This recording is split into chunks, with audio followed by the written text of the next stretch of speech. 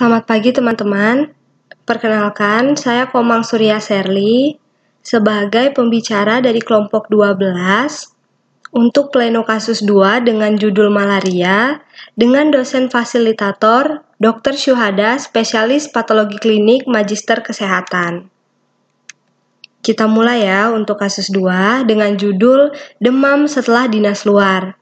Seorang wanita atau Nyonya Y, 30 tahun, datang ke poliklinik rumah sakit dengan keluhan demam hilang timbul 2 hari sekali, menggigil dan berkeringat pada malam hari. 1 minggu sebelumnya, ia habis dinas luar kota di daerah Pesawaran, Kecamatan Hanura. Aktivitas terakhir, survei di Bekas Tambak. Selanjutnya, untuk keyword kelompok kami, yang pertama, wanita 30 tahun. Yang kedua, demam hilang timbul 2 hari sekali. Yang ketiga, menggigil dan keringat pada malam hari. Yang keempat, habis dinas di daerah Hanura, Pesawaran. Yang kelima, aktivitas terakhir, survei di Bekas Tambak. Untuk problem, kelompok kami memilih problem seorang wanita atau Nyonya Y, 30 tahun, datang ke poliklinik rumah sakit dengan keluhan demam hilang timbul 2 hari sekali. Masuk ke diferensial diagnosis atau diagnosis banding, kelompok kami memilih beberapa DD. Yang pertama ada malaria, yang kedua ada demam tifoid, yang ketiga ada demam berdarah dengue, yang keempat ada chikungunya, dan yang kelima ada babesiosis. Untuk more info, keadaan umum tampak sakit sedang, kesadaran pasien kompos mentis, vital sign-nya tekanan darahnya 120/80 mmHg normal, heart rate-nya 100 kali per menit, respiratory rate-nya 24 kali per menit, dan suhu atau temperaturnya 38 derajat Celcius di mana pasien mengalami demam. Untuk pemeriksaan laboratorium, didapatkan Hb 9 gram persen, leukosit 4000 per mm kubik, trombosit 160.000 per mm kubik, titer Widal tidak meningkat, urin urobilinogennya positif, hapusan darah, sel darah merahnya membesar, dan ditemukan adanya granul Schaffner. Untuk hipotesa kelompok kami, seorang wanita, Nyonya Y, 30 tahun, datang ke poliklinik RS dengan keluhan demam hilang timbul 2 hari sekali, et causa malaria. Kenapa kita di sini memilih hipotesanya malaria? Dari gejala klinis pasien, demamnya sampai 2 hari sekali, dan juga pada pemeriksaan hapusan darah ditemukan adanya granul Schaffner, di mana itu ciri khas dari Plasmodium vivax. Baik, masuk ke dono. Jadi kelompok kami memiliki beberapa dono. Yang pertama, itu ada jenis malaria apa yang terjadi pada kasus ini dan sebutkan macam-macam jenis malaria serta perbedaannya. Yang kedua, ada etiologi dari malaria. Yang ketiga, ada patogenesis. Yang keempat, ada gejala klinis ringan sampai berat. Yang kelima, ada pemeriksaan fisik dan pemeriksaan lab pada kasus ini serta dijelaskan. Yang keenam, ada komplikasi. Yang ketujuh, ada penata laksanaan farmakologi dan non-farmakologi. Yang kedelapan, ada prognosis. Yang kesembilan, ada PHBS. Yang kesepuluh, ada pemeriksaan serologi. Baik, untuk dono yang pertama, yaitu jenis malaria apa pada kasus ini dan macam-macam malaria serta perbedaannya. Pada kasus ini merupakan malaria vivax. Pada pemeriksaan penunjang hapusan darah tepi, terdapat bintik Schaffner yang biasanya ditemukan pada parasit Plasmodium vivax. Jenis-jenis malaria yang pertama ada malaria falciparum disebabkan oleh Plasmodium falciparum. Gejala demam timbul intermittent dan dapat kontinu. Jenis malaria ini paling sering menjadi malaria berat yang menyebabkan kematian. Yang kedua ada malaria vivax yang tentu disebabkan oleh Plasmodium vivax. Gejala demamnya berulang dengan interval bebas, biasanya demam 2 hari. Telah ditemukan juga kasus malaria berat yang disebabkan oleh Plasmodium vivax. Yang ketiga, ada malaria ovale disebabkan oleh Plasmodium oval. Manifestasi klinis biasanya bersifat ringan. Pola demam itu sama seperti malaria vivax, jadi sifatnya interval bebas. Biasanya demamnya demamnya 2 hari. Masuk ke malariae disebabkan oleh Plasmodium malaria. Gejala demam berulang dengan interval bebas, demam biasanya 3 hari. Yang terakhir ada malaria knowlesi, disebabkan oleh Plasmodium knowlesi. Gejala demam menyerupai malaria falciparum. Yang kedua, itu ada etiologi dari malaria. Malaria adalah penyakit yang menyerang sel darah merah atau eritrosit yang disebabkan oleh parasit Plasmodium yang ditularkan kepada manusia melalui infeksi nyamuk Anopheles betina yang di dalam tubuhnya sudah terinfeksi parasit Plasmodium. Terdapat 5 spesies parasit Plasmodium yang menyebabkan malaria pada manusia. Seperti yang tadi dijelaskan, ada Plasmodium falciparum, ada Plasmodium vivax, ada Plasmodium oval, ada Plasmodium malaria, dan ada Plasmodium knowlensi. Dari spesies tersebut, jenis Plasmodium falciparum dan Plasmodium vivax menjadi ancaman terbesar. Plasmodium falciparum merupakan malaria yang paling berbahaya yang dapat menyebabkan malaria berat, sementara Plasmodium vivax tersebar paling luas terutama di Asia.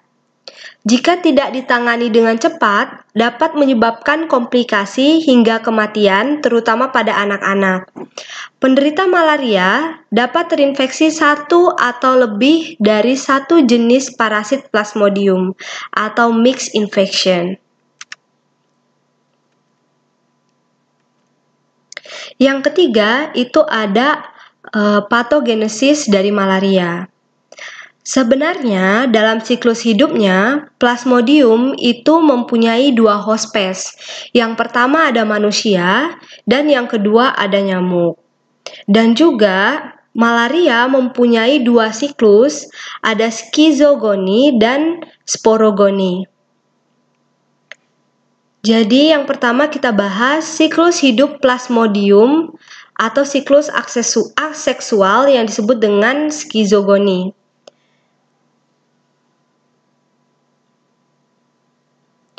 Sporozoid infeksius itu berasal dari kelenjar ludah nyamuk Anopheles betina yang akan dimasukkan ke dalam darah manusia melalui tusukan nyamuk tersebut atau proboscisnya. Dalam waktu 30 menit, memasuki sel-sel parenkim hati dan dimulai stadium eksoeritrositik dari daur hidupnya. Di dalam sel hati parasit, tumbuh menjadi skizon dan berkembang menjadi merozoid. Sel hati yang mengandung parasit pecah dan merozoid keluar dengan bebas. Namun sebagiannya di fagosit. Oleh karena prosesnya terjadi sebelum memasuki eritrosit, maka disebut dengan stadium pre-eritrositik yang berlangsung selama 2 minggu. Pada Plasmodium vivax dan ovale, sebagian tropozoid hati nggak langsung berubah menjadi skizon. Biasanya bisa terbentuk stadium hipnozoid atau dalam bentuk dorman. Biasanya dorman itu tidur atau tinggal dan hidup di dalam hati itu selama bertahun-tahun. Nanti kalau misalnya imun kita turun akan menjadi aktif dan dapat menimbulkan relapse atau kambuh. Nah, siklus eritrositik dimulai saat merozoid memasuki sel darah merah dan parasit tampak sebagian kromatin kecil dikelilingi oleh sitoplasma yang membesar, bentuknya tidak teratur dan mulai membentuk tropozoid. Nah, tropozoid berkembang menjadi skizon muda, kemudian berkembang lagi menjadi skizon matang dan membelah banyak menjadi merozoid. Serta dengan selesainya pembelahan tersebut, sel darah merah pecah dan merozoid. Nah, pigmen dan sisa sel itu akan keluar melalui plasma darah dan parasit memasuki sel darah merah lainnya untuk mengulangi siklus skizogoni ini gitu. Baik, kita lanjut ke gejala klinis dari ringan sampai berat. Jadi gejala malaria yang paling khas itu adalah demam. Jadi seperti yang kita lihat di pasien tadi dengan temperatur atau suhu tubuhnya 38 derajat Celcius, berarti itu mengindikasikan pasien tersebut demam. Dan gejala umum lainnya termasuk menggigil, sakit kepala, mialgia, mual, dan juga muntah. Diare, sakit perut, dan juga terdapat batuk. Ketika penyakit ini berkembang, beberapa pasien mungkin mengembangkan paroksim malaria klasik. Nah, paroksim malaria terdiri dari 3 tahap berturut-turut. Yang pertama, tahap dingin 15-60 menit dengan ditandai menggigil dan perasaan dingin. Yang kedua, itu ada tahap panas 2-6 jam di mana ada demam, kadang-kadang sampai 41 derajat Celcius. Kulitnya merah, kering, sering sakit kepala, mual, dan juga muntah. Yang ketiga itu ada tahap berkeringat. Tahap berkeringat itu biasanya 2-4 jam di mana demam turun dengan cepat dan pasien mulai berkeringat.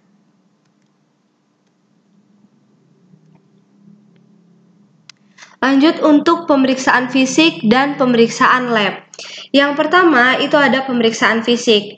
Nah, pada saat pemeriksaan fisik yang dapat dilakukan pada malaria tanpa komplikasi yaitu pengukuran suhu.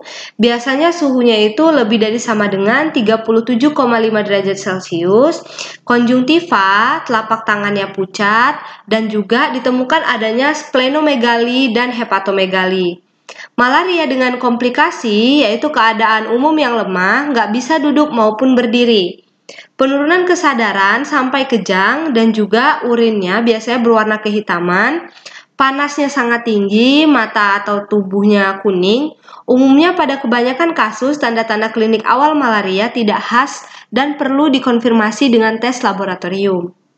Lanjut untuk pemeriksaan laboratoriumnya, biasanya malaria dapat didiagnosis menggunakan pemeriksaan laboratorium seperti mikroskopis, RDT, terus ada PCR maupun serologi.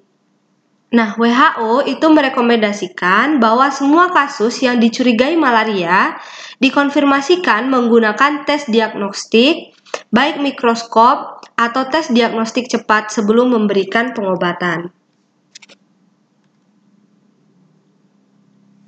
Yang pertama itu adalah pemeriksaan mikroskopis. Nah, pemeriksaan mikroskopis ini adalah pemeriksaan yang menjadi gold standar dalam pemeriksaan malaria.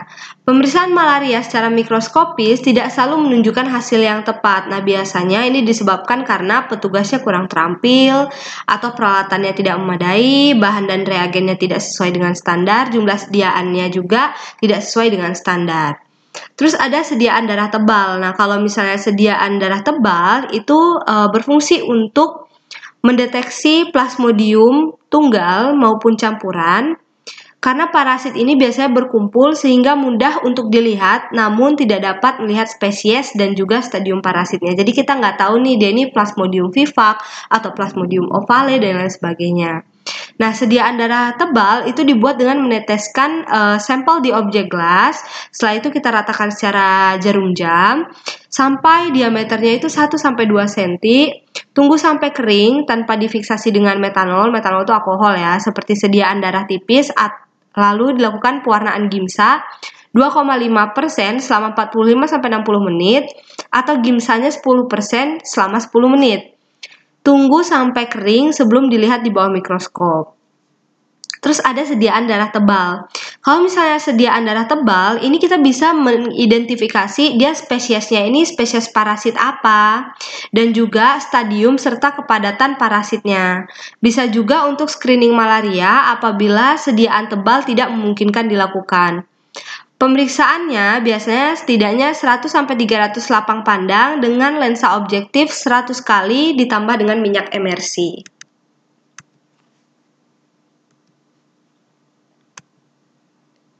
Nah, untuk pemeriksaan Rapid Diagnostic Test atau RDT, mekanisme kerja tes ini itu biasanya deteksi antigen parasit malaria dengan menggunakan metode imunokromatografi dalam bentuk dipstick dan dapat mendeteksi sekitar 200-2000 parasit per mikroliter. Tes ini sangat berguna pada unit gawat darurat pada saat terjadi kejadian luar biasa atau KLB dan di daerah terpencil yang biasanya nggak ada fasilitas laboratorium dan surveinya itu biasanya terbatas.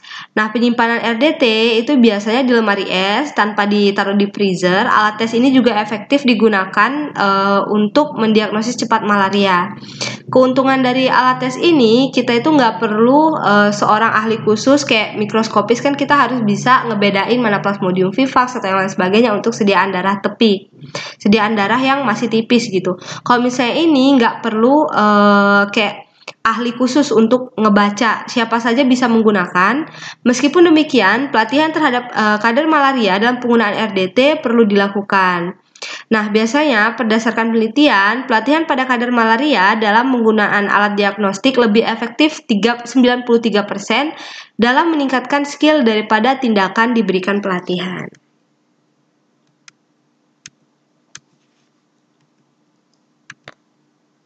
Terus, apa aja sih komplikasi untuk malaria? Komplikasi digolongkan sebagai malaria berat. Nah, menurut WHO, didefinisikan sebagai infeksi Plasmodium falciparum dengan satu atau lebih komplikasi. Yang pertama itu ada koma atau malaria cerebral. Nah, kalau misalnya malarianya sudah sampai ke dalam otak atau cerebrum, itu biasanya menyebabkan koma atau penurunan kesadaran. Yang kedua ada anemia berat, yang ketiga ada hipoglikemi atau kekurangan glukosa, yang keempat ada gagal ginjal akut, yang kelima ada shock, yang keenam ada black water fever, terus yang ketujuh itu ada ikterus.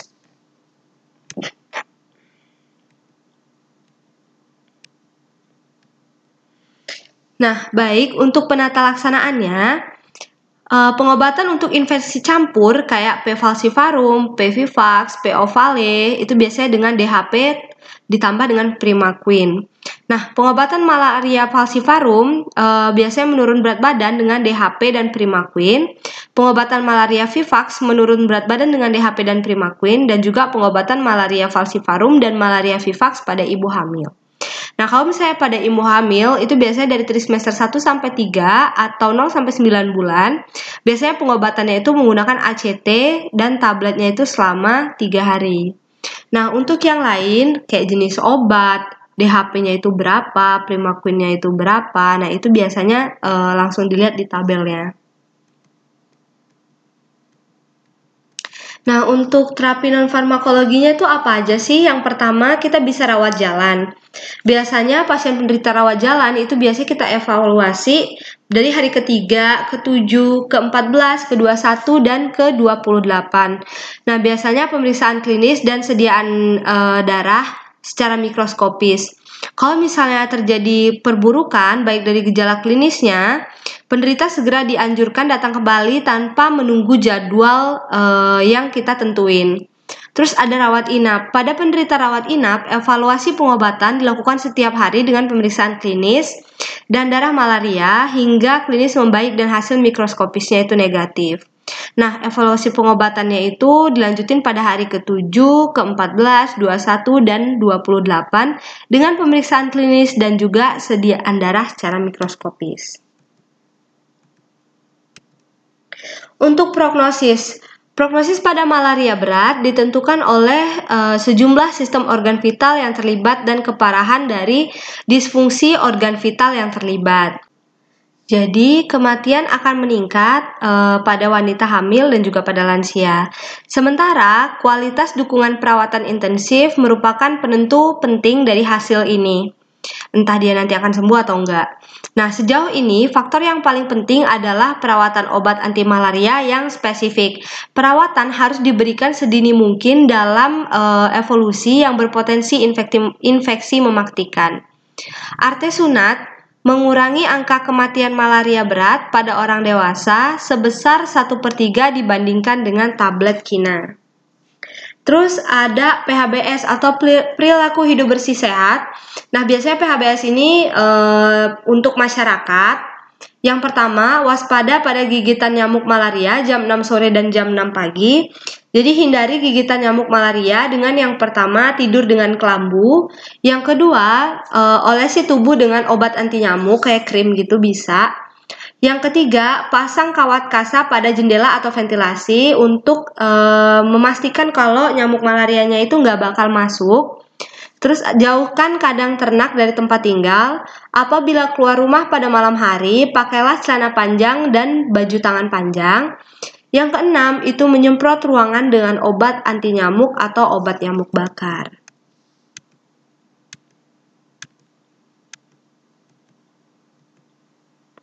Nah, untuk pemeriksaan serologis untuk malaria, yang pertama ada pemeriksaan laboratorium. Biasanya menggunakan sediaan apusan darah, tebal dan juga tipis, bisa pakai field dan juga gimsa. Terus ada QBC atau Quantified Buffy Code. Kalau dengan serologik, itu ada Rapid Diagnostics Test atau RDT-S. Ada HRP2 atau Histidine Rich Protein 2. Ada PLDH atau parasit laktat dehidrogenase. Pada pemeriksaan serologi malaria itu ada rapid diagnostic test yang tadi kita bahas sebelumnya dengan metode imunokromatograf dan juga bentuknya itu dipstick. Sekian dari kelompok 12. Apabila saya ada salah kata, saya mohon maaf dan saya akhiri. Terima kasih.